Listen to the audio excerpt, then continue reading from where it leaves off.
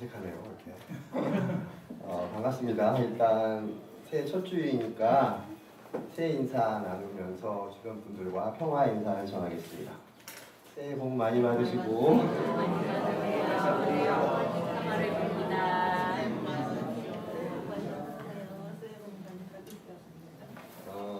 지난번에 설교를 오래 해서 원성이 자자해서 빨리 끝낼게요.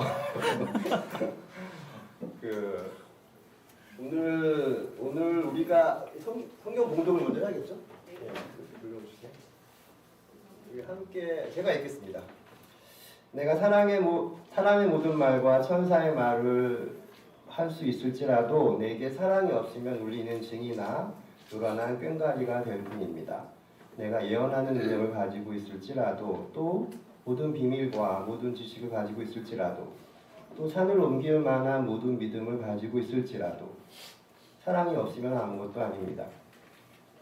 내가 내 모든 소유를 나눠줄지라도 내가 지금 누진 다 초점이 안 돼가지고요. 죄송해요 여러분. 내가 자랑 삼아 내 몸을 넘겨줄지라도 사랑이 없으면 내게는 아무런 이로움이 없습니다. 보통 이런 거 끝나면 영화에서는 아멘 하는데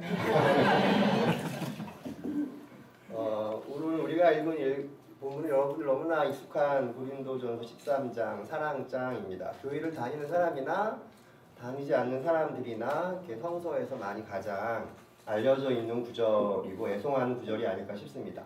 옛날에 연애 편지 쓸 때 다 기억나시죠? 뭐 연식이 나오나? 이런 거 갖고 옛날에 연애 편지를 많이 썼답니다.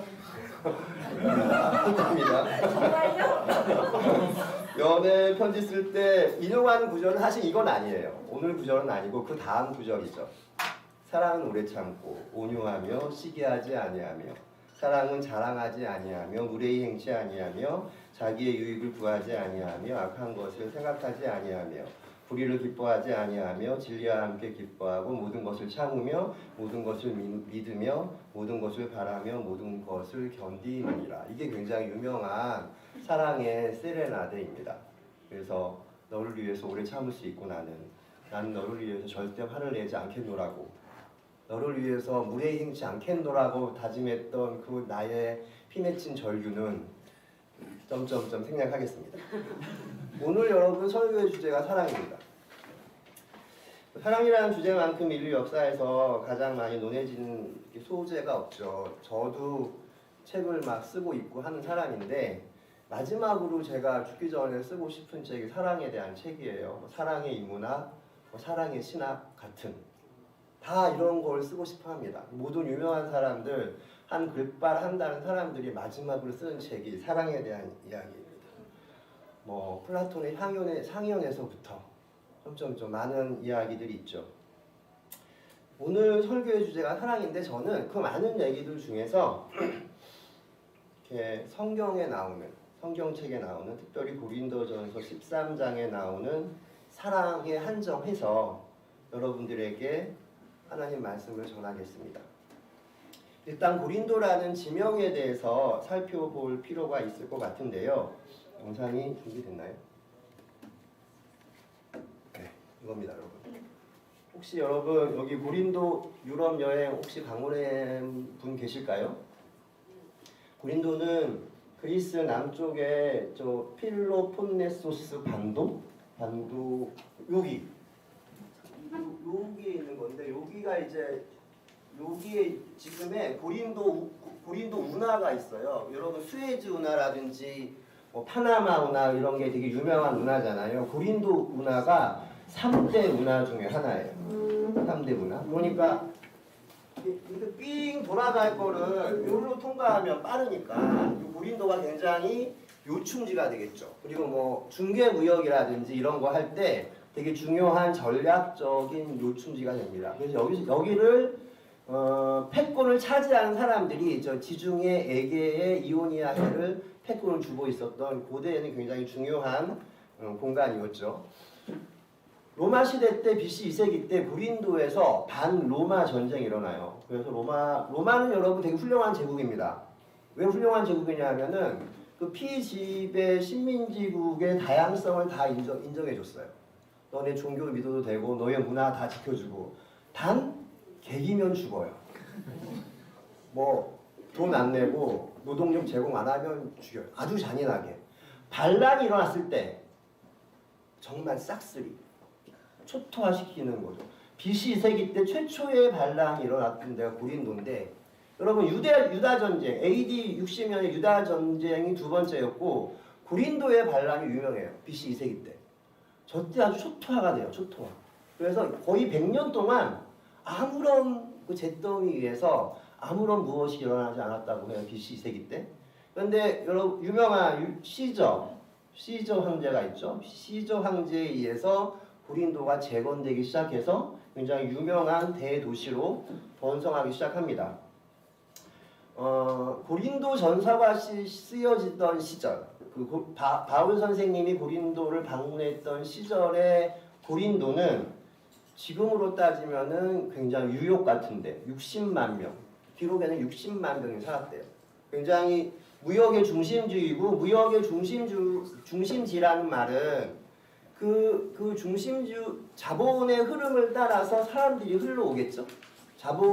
요즘 말로 따지면은 신자유주의의 중심 지역이 고린도였다는 거예요.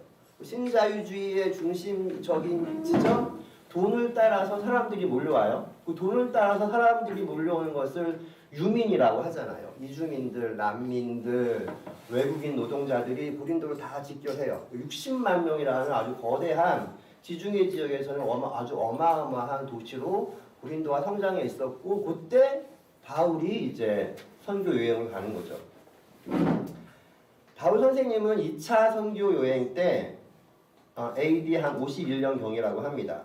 고린도를 처음 방문했고 그곳에서 1년 반 동안을 머무르면서 교회를 세웠습니다. 그것이 사도행전 18장에 나와 있습니다.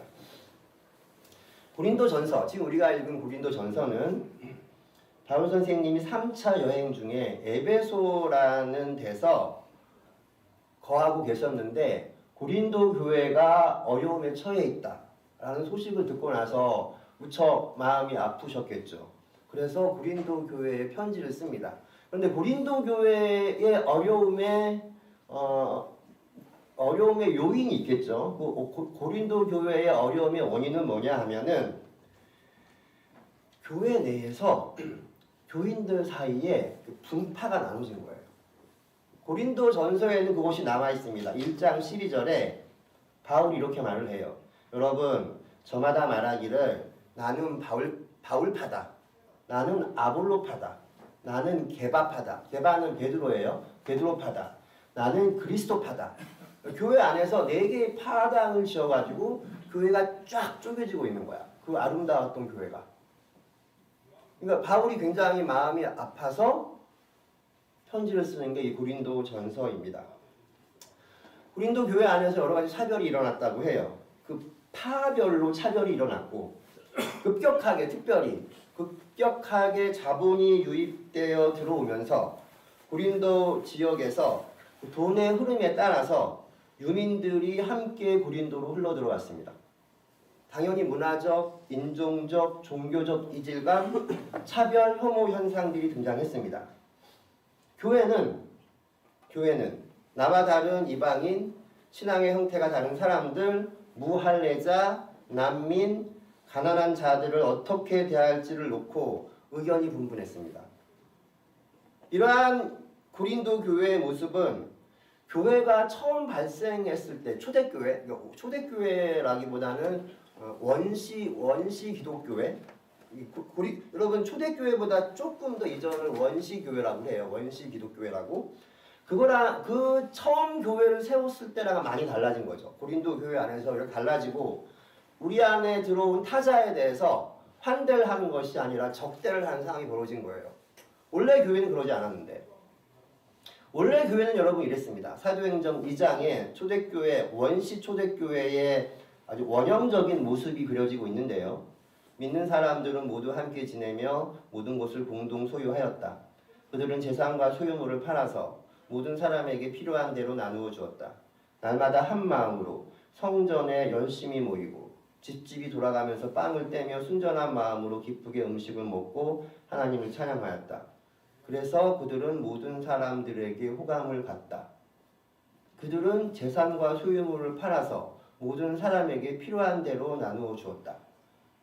초대교 나의 권리보다 상대방의 필요를 먼저 섬긴 곳이 초대교회였다는 거예요. 이게 굉장히 아이디어란 초대교회의 모습이었는데 고린도 교회에 가서 이렇게 망가지는 사태가 벌어졌고 그래서 바울이 안타까운 마음으로 지금 편지를 쓰고 있는 것입니다. 그런데 여러분 솔직히 교회 역사에서 이렇게 아름다운 교회가 세워졌던 적은 한 번도 없습니다.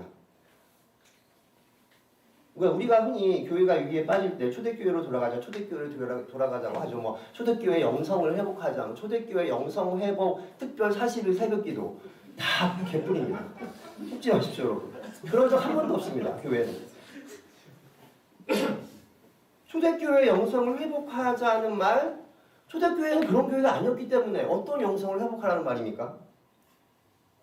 저는 초대교회 영성이 뭐냐고 저에게 묻는다면 절대 무한 평등 환대의 영성 그러한 공동체라고 말할 것 같습니다.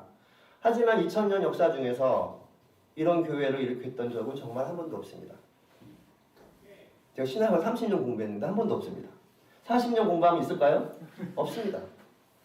사람들이 초대교회의 모습을 아주 이상적으로 그리고 있는데 그건 오해입니다. 보통의 초대교회의 모습, 일상의 초대교회의 모습은 지금 우리가 알고 고린도 교회가 그랬던 것처럼 항상 분열과 위기와 갈등의 연속이었습니다. 어쩌면 교회는 이런 위기와 분열과 갈등을 태생적인 한계 혹은 조건으로 갖고 있는 것인지도 모르겠습니다. 그건 지금도 마찬가지입니다. 그러니까 여러분 교회에 대해서 별다른 기대를 갖지 마십시오. 기대를 갖는 바람에 문제가 생기는 것입니다.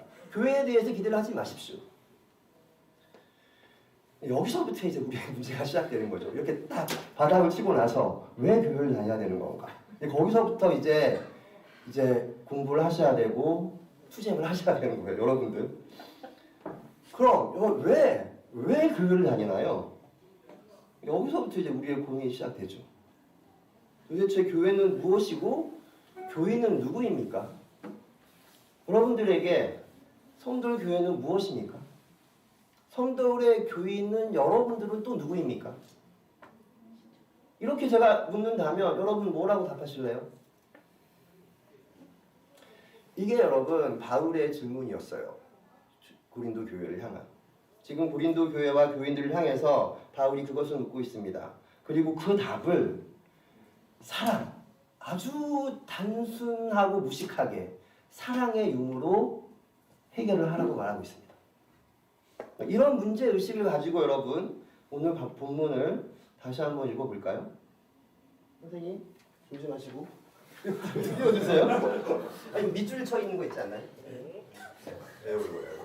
무슨 저기 진짜 놀랐네. 리모컨이 있긴 있습니다. 아 그래요? 아 그래.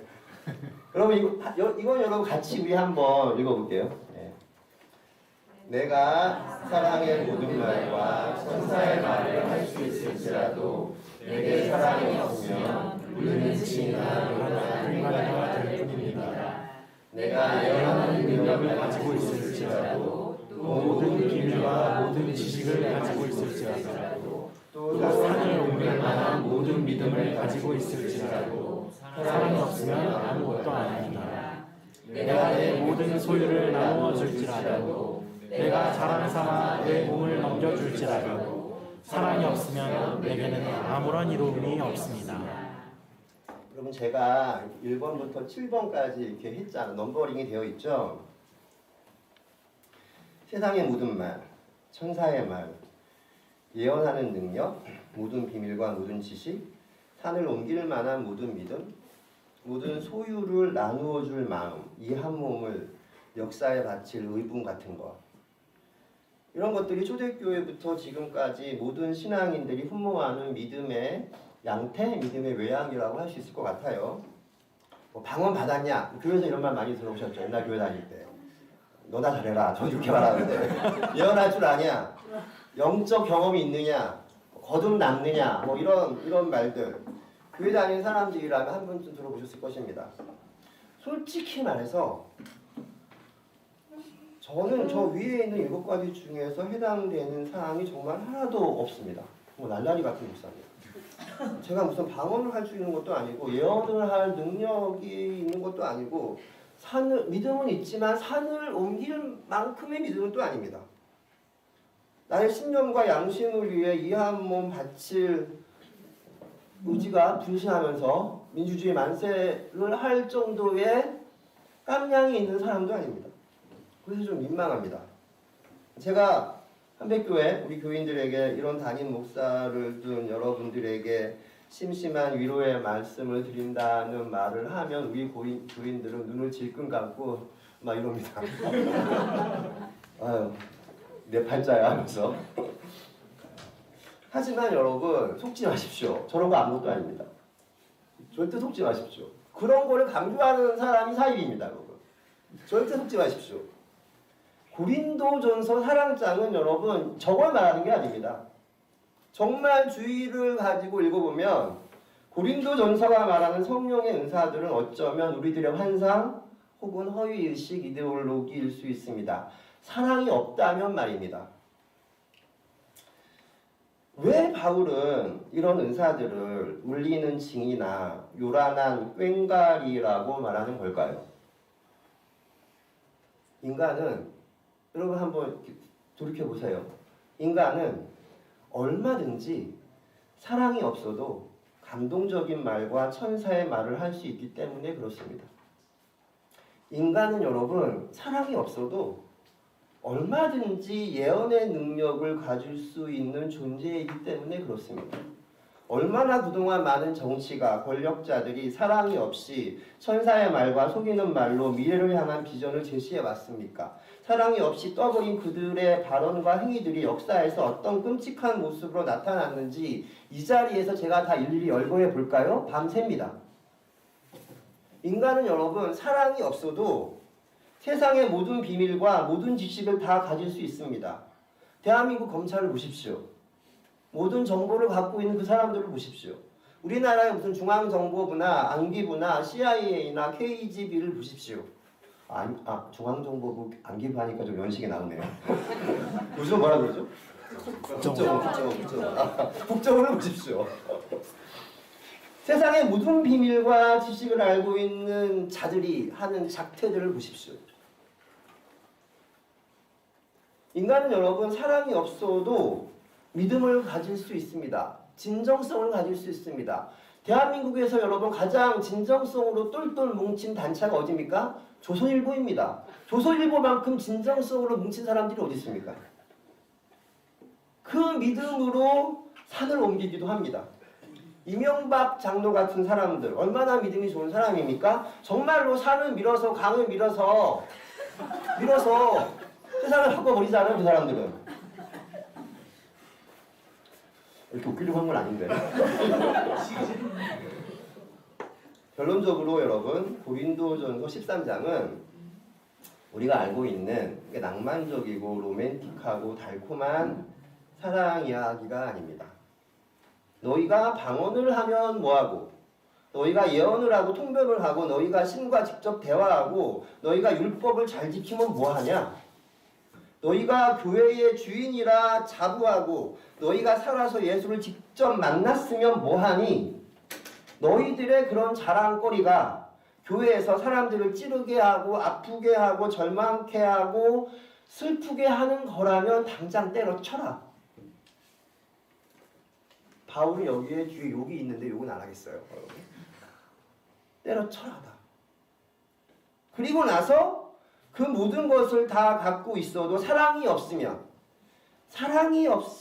다 소용없다고 하면서 그리고 나서 고린도전서 13장 사랑은 온유하고 블라블라가 전개됩니다. 굉장히 그러니까 뼈 때리는 말이죠. 고린도전서 13장은 사랑장이 아닙니다. 혐오의 장입니다. 누구를 향한? 그 적대자들을 향한.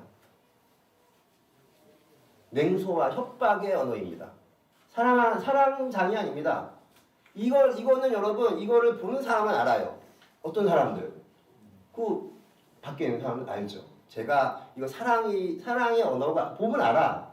그 사람들은 알 거예요. 이게 사랑장이 아니구나라는 것을. 제가 저희 교회 교인들에게 이렇게 말을 합니다. 오늘 제가 설교할 때 여러분들이 방언을 할 줄 모르거나 예언을 하지 못해도 상관없습니다. 저도 못하는데요. 여러분들이 산을 옮길 만한 믿음이 없어도 슬퍼하지 않을 수 있습니다. 저도 믿음이 없습니다. 저는 여러분들이 천사의 말을 하지 못해도 모든 지식을 다 알지 못해도 절대 실망하지 않을 자신이 있습니다. 그런데 여러분, 우리들 사이에 사랑이 없으면 전 정말 화가 날 것 같고 슬플 것 같고 힘이 들 것 같습니다. 아마도 이 고린도에 편지를 썼던 바울 선생님의 마음이 이런 것이 아니었을까 생각합니다. 아까 초대교회로 돌아가자고 했을 때 돌아갈 초대교회의 이상적인 모습은 없다고 했죠. 맞습니다. 초대교회는 아름답고 모험적인 공동체가 아니었습니다. 어쩌면 현대교회에서 벌어지고 있는 모든 악행의 근원지가 초대교회라고 해도 과언이 아닐 정도로 초대교회는 돌아갈 공동체가 절대 아닙니다.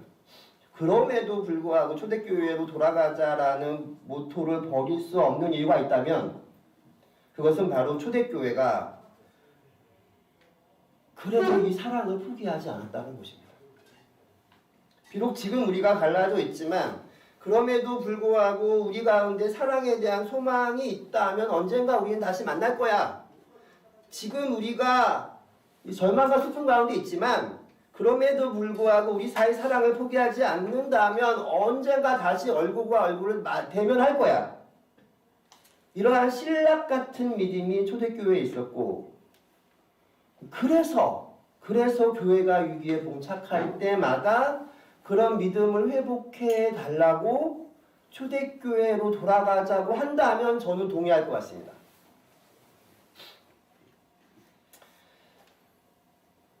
이제 끝나요, 여러분. 빨리 끝나죠? 사랑하는 우리 성도 향림교회 교우 여러분, 제가 언제 또 여러분들 앞에서 다시 설교를 하겠습니까? 제가 여러분들에게 마지막으로 이 세 가지를 당부합니다.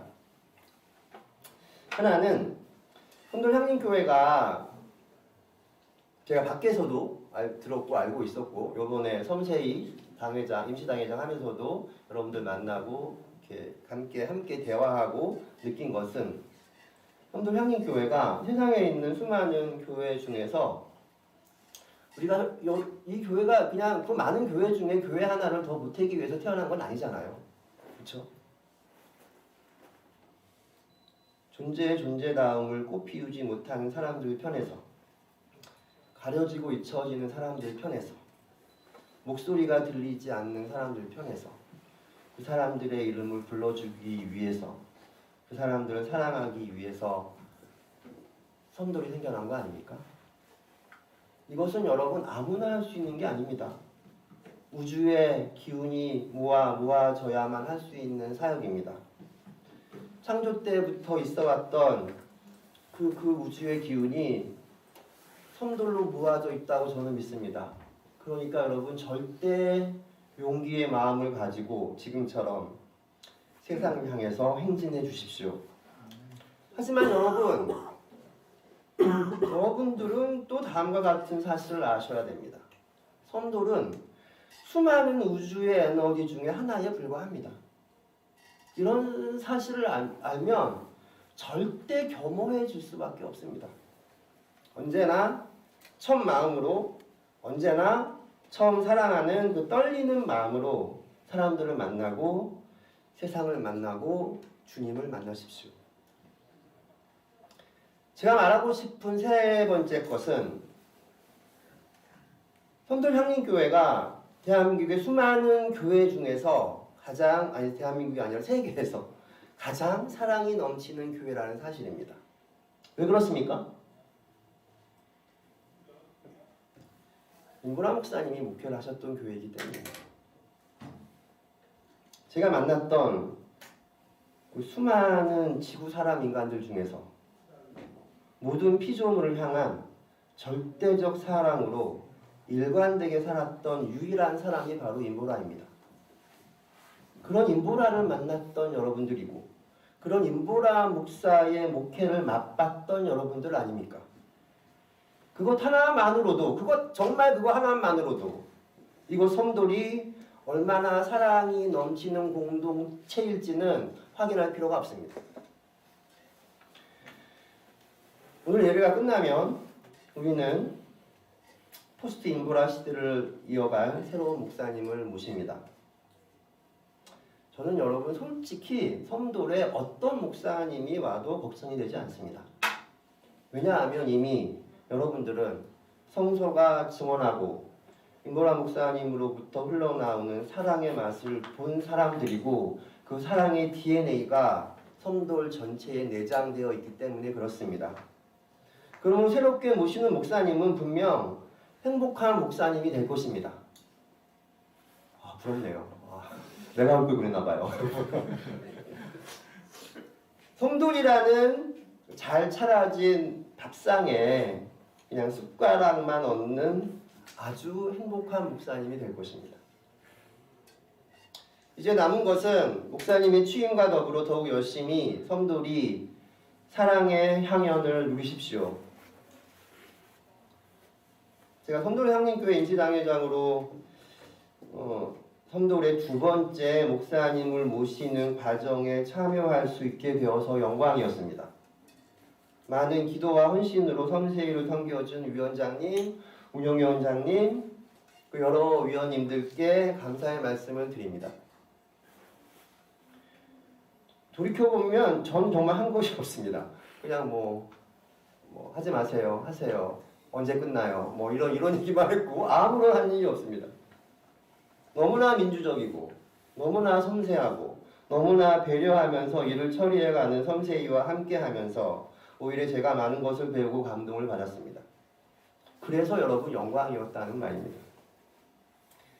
이제부터 저는 섬돌에서 들려오는 사랑의 향연 소식을 아주 기쁜 마음으로, 부러운 마음으로, 그리고 가끔은 아주 샘나는 마음으로 지켜보겠습니다. 저를 샘나게 하십시오. 세상 사람들이 보기에 좋은 교회가 아니라